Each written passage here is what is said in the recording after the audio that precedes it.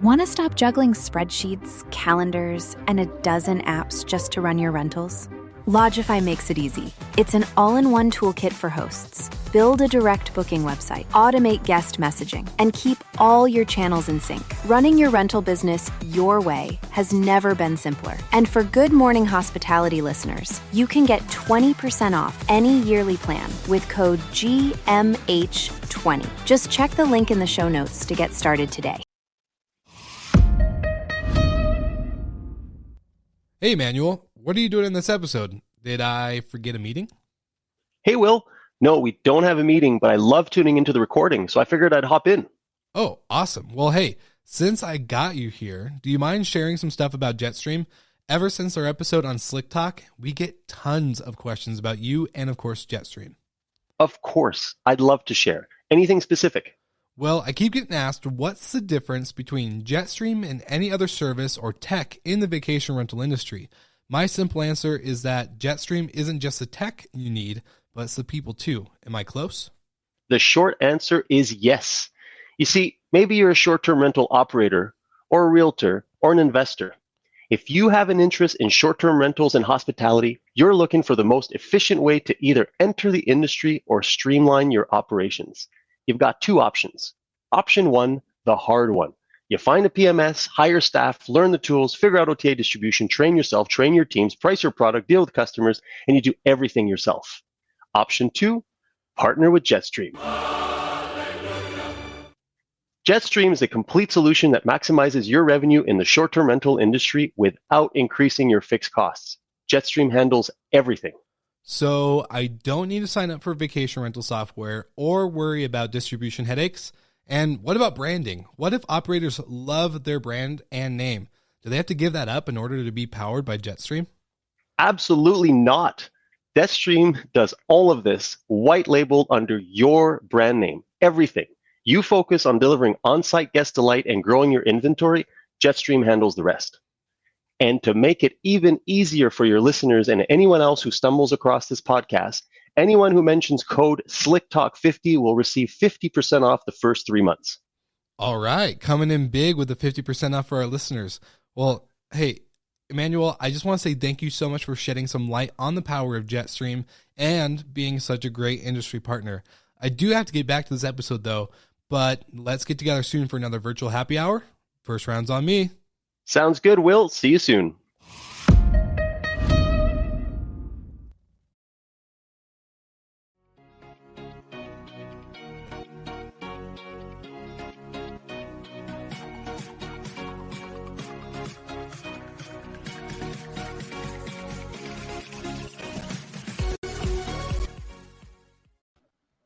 Good morning, good morning, good morning. My beautiful Michaels, how are we doing today?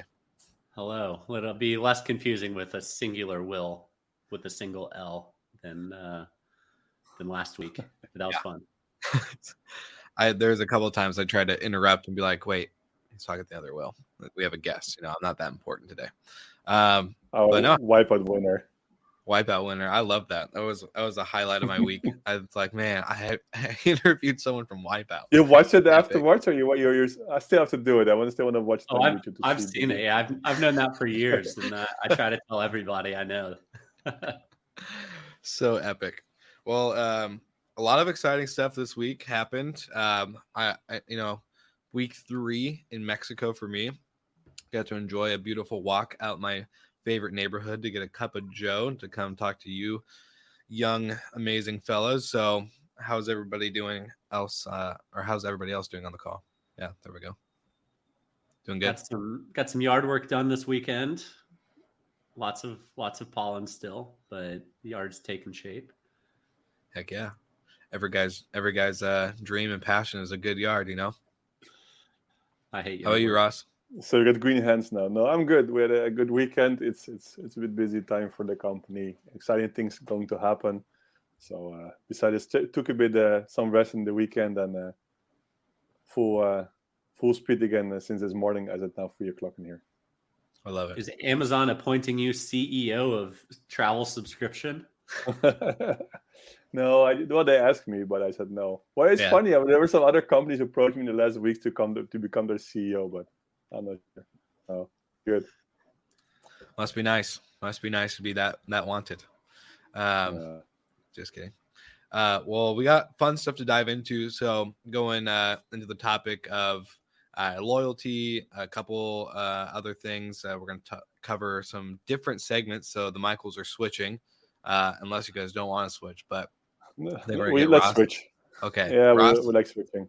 Perfect. So Ross is going to cover what's with the noise, and then we'll have Golden with startup of the week. Here we go. I feel so much pressure. The first time I'm actually like getting nervous for the episode because you nervous? What with the noise is the best part of the It show. is the best segment week in and week out. I feel so much pressure. I had a really bad night. I was like, our email, my inbox is literally just, can we get more what's with the noise, please? That's all I get back and forth. Yeah. My LinkedIn's blowing up. It's crazy. It makes sense. Yeah. But a complete separate show even is I think requested by so many people. Maybe I'll spin out. Yeah. the band breaks up and we all start our own shows. It's on the segments. Too good. All right, well, let's do this one. I'm excited. So here we go.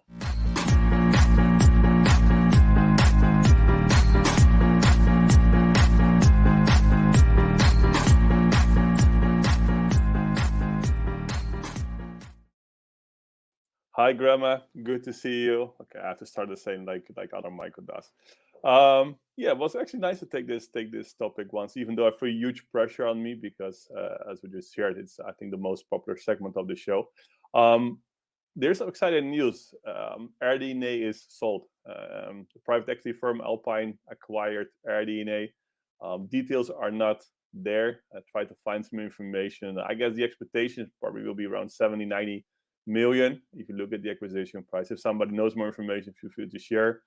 That's a bit expectation. What is impressive, the founders actually never raised money, which means they're free founders, actually, so they can share a quite nice amount with three of them. So well done, guys, of AirDNA. It seems actually that the data is getting really popular. You see that they actually follow the data is the new follow the money. You saw that, of course, OTA Insight. Actually, they acquired the company. You see now, of course, this nice transaction, which is done by acquiring AirDNA. So, guys, well done. And indeed, let's see what's going to happen more in the space of data.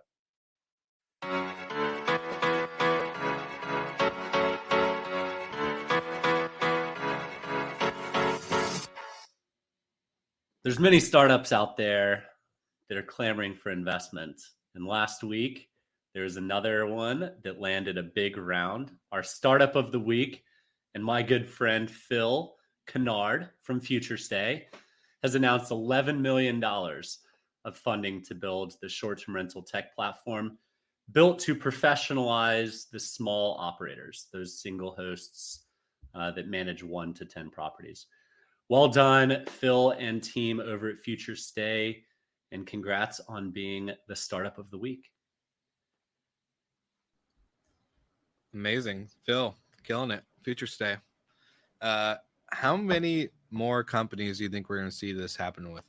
I think we're going to see what? How many a week do you think? Investments, funding. Let's say both. Let's split them up. We got funding and then we have acquisition. So how many a week do you think we'll find? Within the next quarter. I'll say Q2. Investments you see.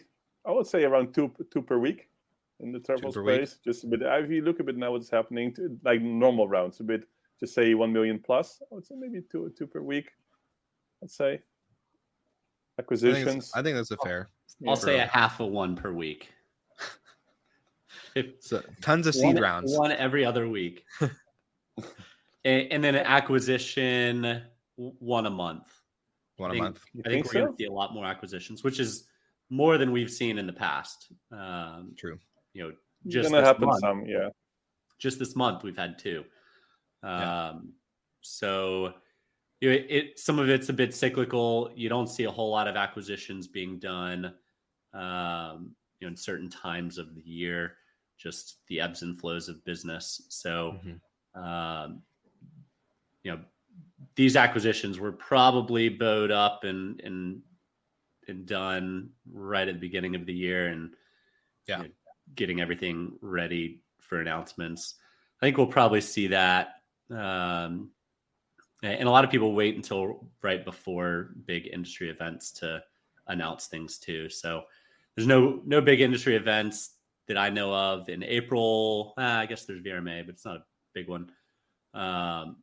There's a couple in Europe in May. We might see a little announcements.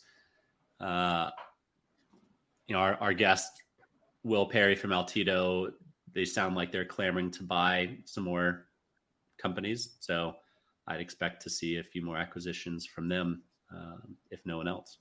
Yeah, that's a fair bet. I think it's really fun to watch. And so seeing all these companies like meeting Phil and the team at VRMA last year, and then now seeing this announcement, it's like, all right, like how many more people are going to be doing that?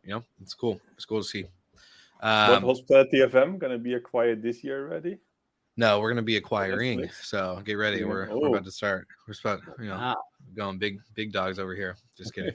Michael, do you want to be CEO? No. It's not. I've dabbled, and Golden knows this. I dabbled with talking about possibly doing investment, but I think I got some different ideas after some good conversations. So I'm learning to listen from the pros who've done it, and got the pros and cons from it. So we'll see what happens. But anyways, enough about me. What's our overall topic of the day? Oh, you have your own show anyway, so it should be more about me and Michael because you've got your own. Yeah. Well, my other show is about the guest. It's always about the guest. No one cares about me. It's just about. It's in the name. Talk, it's like they called it. It's slick. It's all, gonna change the name then. Come on, it's. Change my name. Just like the Will Talk. The Will Talk. No. Will Talks. Slicker talks to others. Others talk to Slicker. And it's not about me. Yes, it's not subtitles.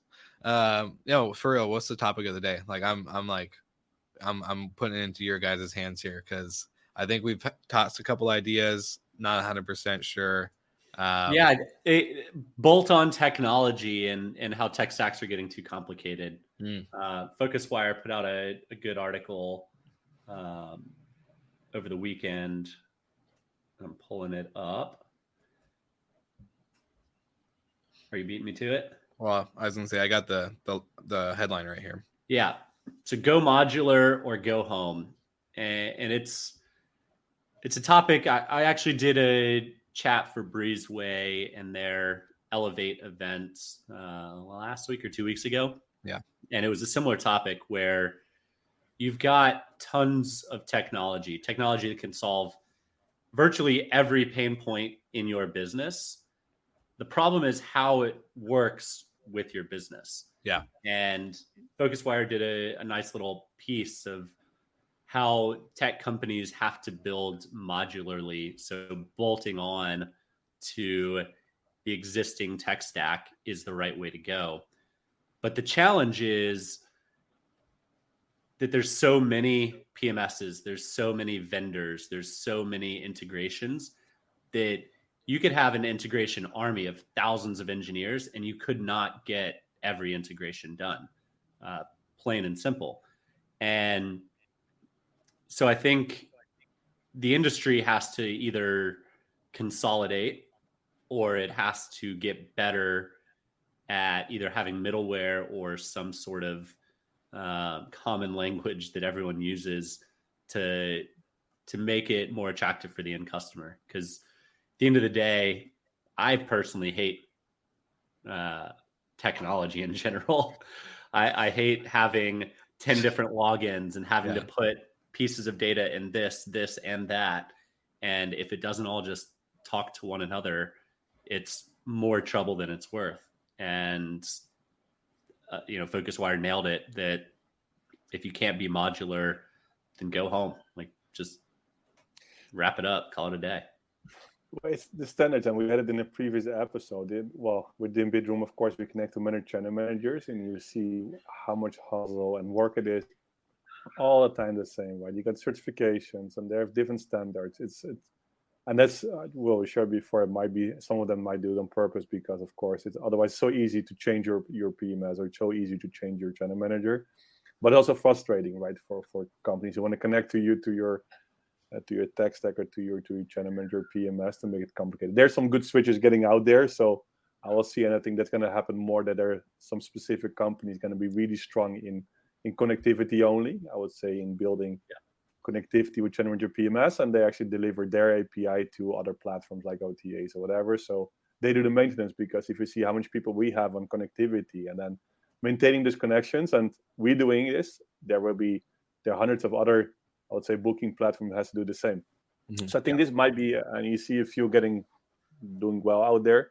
So I think more and more moving into maybe specific companies that we are specialized in just connectivity. That's it, and we're just building the bridge from channel A to channel B, etc. And that's pretty it, because the standards are terrible. Well, I was going to read a quote from Sebastian from Cloudbeds. So if you have to learn numerous interfaces, you'll spend most of your time on the job understanding how to use multiple systems within a fragmented tech stack.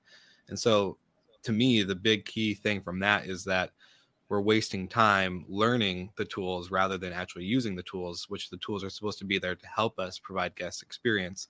And not to like drop the bomb early, but this Wednesday on Slick Talk, I actually have Adam Harris, who's the CEO and co-founder of Cloudbeds, on the show, and we talked about this, going into the side of, the travel experience is still super hectic and kind of crazy. I think, not just from the operator standpoint, but from the traveler standpoint. You have to book a plane, book a hotel or an Airbnb or a short-term rental or whatever, and then you have your Uber or Lyft or whatever.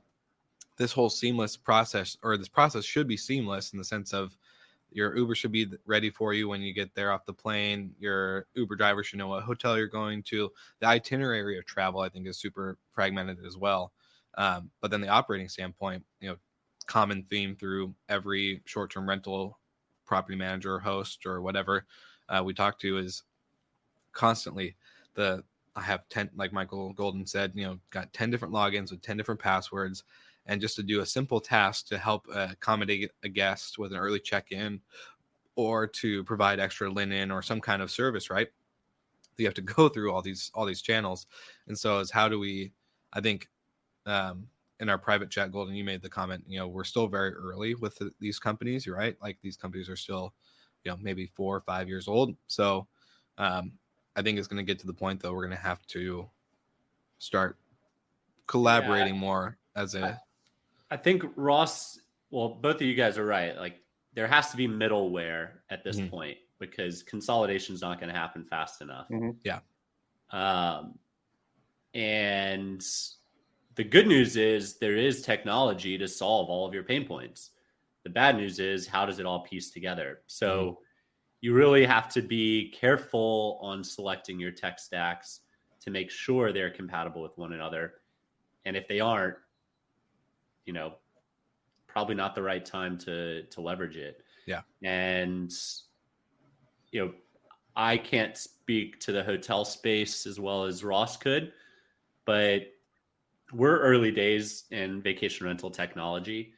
The exciting part is there's a lot of really cool new technology coming out, but the challenge is folding there's it a lot of, there's a lot in, right? Yeah.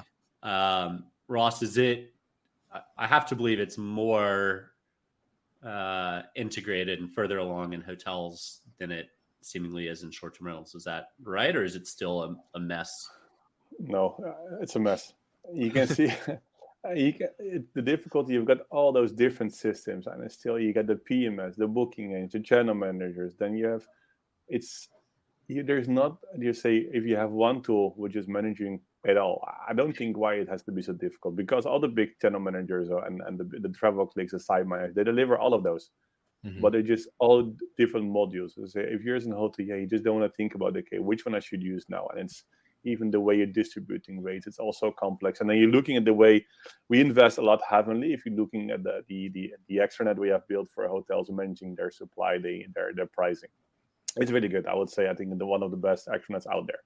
Also, when we show them this, for example, to partners. But if you see some other platform, the weights, and maybe that's why the companies like Cloudbeds, Muse, they're doing well because it's understandable also from user interface. But there's so many tech companies out there, they don't understand the user interface from the user, right? And that's, I think there's also, if you just want to connect your PMS or channel manager, or you want to facilitate your distribution, I see some PMSs out there. I will be confused. And imagine you're just, and I know the space, I would say quite okay. And if you're just a front office employee or revenue manager, and you're completely lost, right? And then you see they all have the the difficulty. So, and still, then the one PMS doesn't talk to the other channel manager. This channel manager doesn't talk to this booking engine. It's just, and that's the thing, is the standards. They're just not there, right? And you might see that you see the big change using switches and stuff to get these things done. They're using Adobesoft or Disco, because they also, okay, we're distributing our rates to different booking platforms. We can't connect this all by ourselves because we have to probably have a team which is much bigger. So I think, as Michael just said, there's a few middlemen, I would just say, and I'm not a big fan of middlemen, but there's a few, I would say, good, just say intermediaries, is that we just helping with connectivity. Yeah, they will all get, they can do well. Yeah, and I was gonna say, like, I remember my front desk manager days. Like, I shouldn't have had to have on my checklist for my front desk agents to verify reservations, because the channel manager sometimes would not push them through correctly, or because booking.com reservations were coming through differently than Expedia and, X, Y, and Z. Those tasks, those issues within the technology create more friction and pain for the operating and the guests, operation staff and the guests, because again, they're too busy verifying reservations that should be verified. Like, if it's booked, it should come through correctly the way every reservation normally does, whether it's direct or through an OTA. But no, they're spending 20-30 minutes looking down at a piece of paper, cross-referencing their channel manager with their booking engine, and this is this and this, and it just makes no sense on the waste of time. I think that's my biggest thing I notice in the hotel space. Yeah, and I think the people who have been in the business a long time know what questions to ask when evaluating technology. The people that get hurt most by it are small companies, independent operators, individuals that don't understand. If you're managing a 20 unit hotel or 10 vacation rentals, understanding that the PMS has to talk with the home automation, locks, keys, thermostats, and dynamic pricing has to fit in with the PMS. And like, just those three alone, not to mention distribution and all of that, but just those three alone, if you're manually doing your pricing on 10 or 20 units, it takes up a lot of time. If you're manually sending out locks, codes, or whatnot, check-in instructions. Yeah, exactly. It takes a lot of time. And unless you've been in the industry and that these are the important steps that you have to get right and have to automate, then you could pick the wrong tech stacks, and then you're wasting time learning this and then realizing all the struggles it has, and then getting a new one and getting out of a contract and getting in a new contract. I think the people who've been in it long enough know what to look for and know exactly where their gaps are, but it's certainly a barrier to entry for smaller operators or independent operators. So I have a question for you guys then on that, but if you have another comment, Ross, go ahead. No, ask your question, Will. It's more or less I was like, okay, then if the operators that have been around for a while, right, they understand these questions asked, they know what to look for, they know their pain points, they know their must-haves, their things that they're willing to kind of sacrifice a little bit because they already know how to operate around it or something like that. They have that information. So how do tech companies or companies like HFM or whatever get in front of these new operators that are just joining the industry, that these people have no idea about the inner circles of how certain tech platforms work? How there's a endless amount of educational content out there as well. So how do you get in front of that? How do you prevent that barrier to entry to be a complete dumpster fire? It's probably a bit aspirational, but having the ideal tech solution as a single package and then each of those vendors promoting that package is probably the best path. If NoiseAware teams up with this PMS, this pricing, this home automation, this distribution, and it all works, like you invest a lot to make that group work seamlessly, then I think you can attract a lot of business. And then you'll see pods, right? You'll see us in this group and then the competitor in that group. And then people are just evaluating the entire stack. I think that is a place the industry needs to and probably should go to. But I mean, you'll see at NoiseAware, we're not out there partnering with everybody. Yeah, it's not a strategy of ours. There's other, one of our competitors every week. Oh, new announcement, right? But having deep, real-rooted partnerships are way more fruitful than surface-level press releases. What are your No, thoughts, I Ross? agree there. I fully agree there. I think you will see a few companies, okay, we're just integrating, we're taking care of all the difficult work, we're integrating several services, and just you take one solution, and that's it. That's the one contracting party.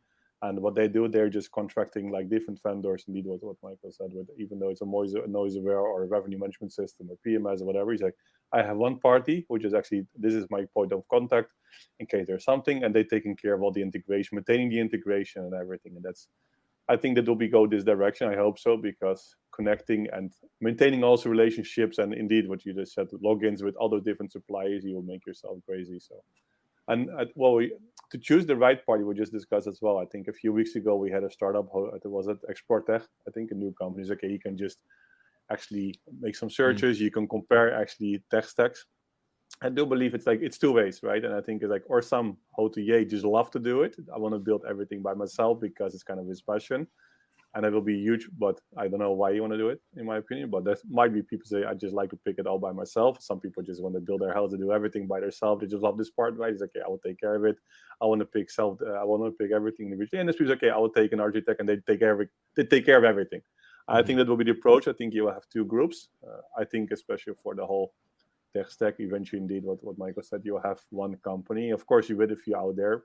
Some of them also sponsoring our show, but you got some companies, okay, we're integrating as much services as possible. We maintain the relationship, and you have a complete solution.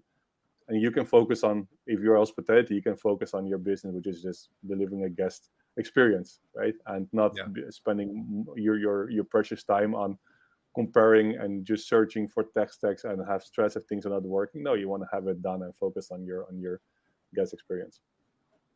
Yeah, it takes a lot of time evaluating a single vendor, much less, the 8 that you need to best automate or operationalize your business.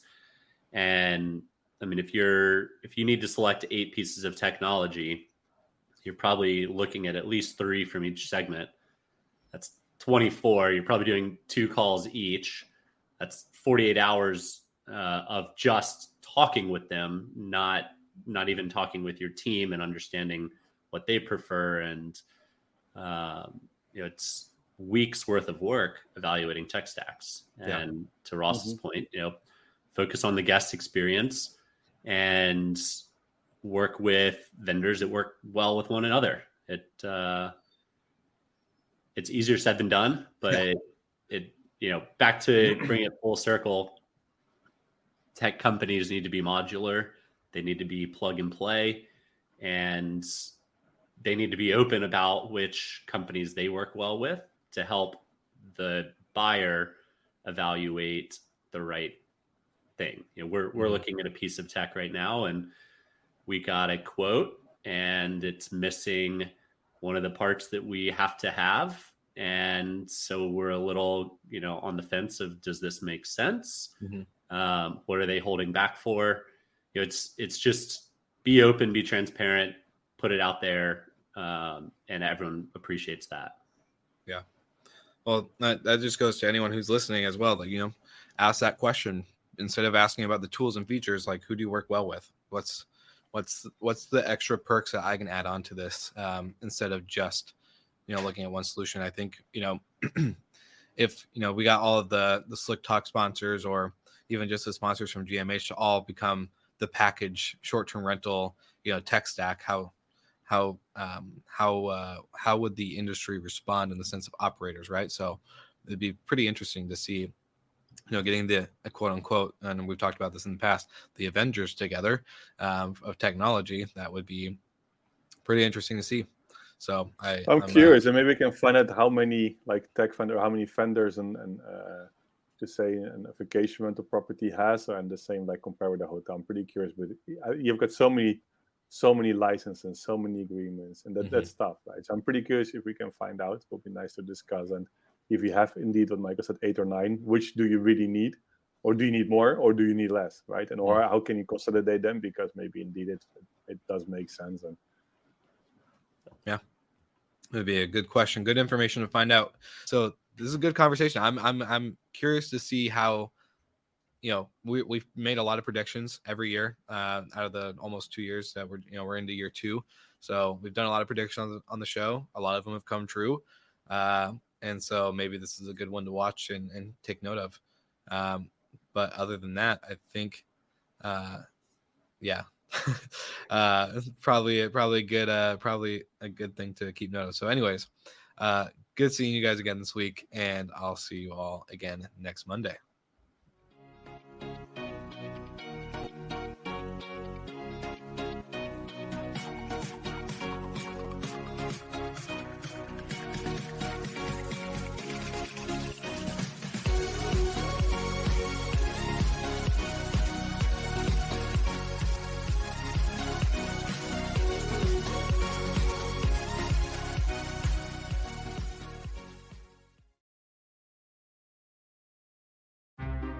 Want to stop juggling spreadsheets, calendars, and a dozen apps just to run your rentals?